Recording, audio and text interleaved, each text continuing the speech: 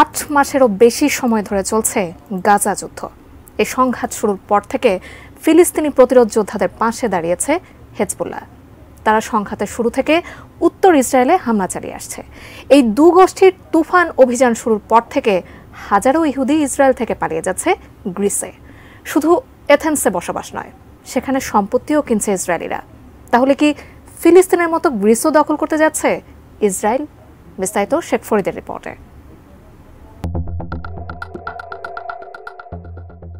ফিলিস্তিনি যোদ্ধা ও লেবাননের প্রতিরোধ যোদ্ধাদের হামলার মুখে ঘরবাড়ি ছাড়ছেন হাজার হাজার ইসরায়েলি। এদের অধিকাংশই ছিলেন ইসরায়েলের সীমান্তবর্তী এলাকার বাসিন্দা।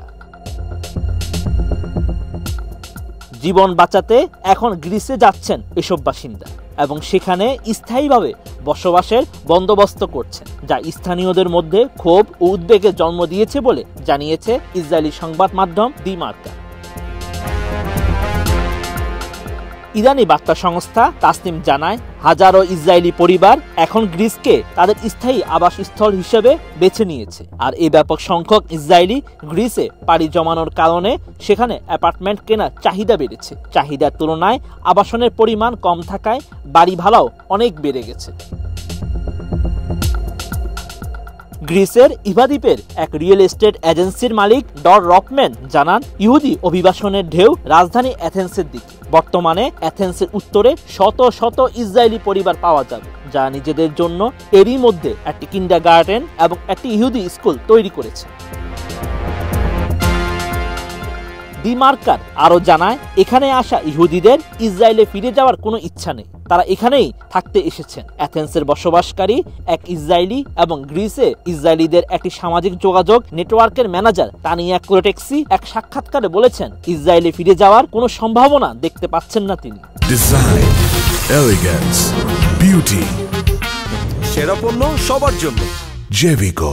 তানিয়া ক্লোটেক্সি আরো জানান, তিনি যখন এখানে এসেছেন তখন ইসরায়েলিদের সংখ্যা ছিল মাত্র 50, কিন্তু গাজা যুদ্ধ শুরু হওয়ার পর এই সংখ্যা 5000 ছাড়িয়ে গেছে। তবে প্রকৃত সংখ্যা আরো বেশি বলে ধারণা করেন তানিয়া। এদিকে এই নিয়ে অ্যাথেন্সের নাগরিকদের মধ্যে ক্ষোভও দেখা গেছে। এসব বিষয় নিয়ে ইসরায়েলি সাংবাদিক ডর রপম্যান জানান, যখন তিনি অ্যাথেন্সের একটি ক্যাফের গ্রিক মালিককে তার ইসরায়েলি বন্ধুদের সম্পর্কে জিজ্ঞাসা করেন, তখন তিনি তাকে বলেছিলেন, এখন সময় এসেছে তোমরা ইসরায়েলিরা গ্রিস ছেড়ে সম্পত্তি কেনার জন্য অন্য কোনো দেশে চলে যাও। তোমাদের জন্য অন্য কোথাও অভিবাসন করাই ভালো, গ্রিসে নয়। শেখ ফরিদ, এটিএন।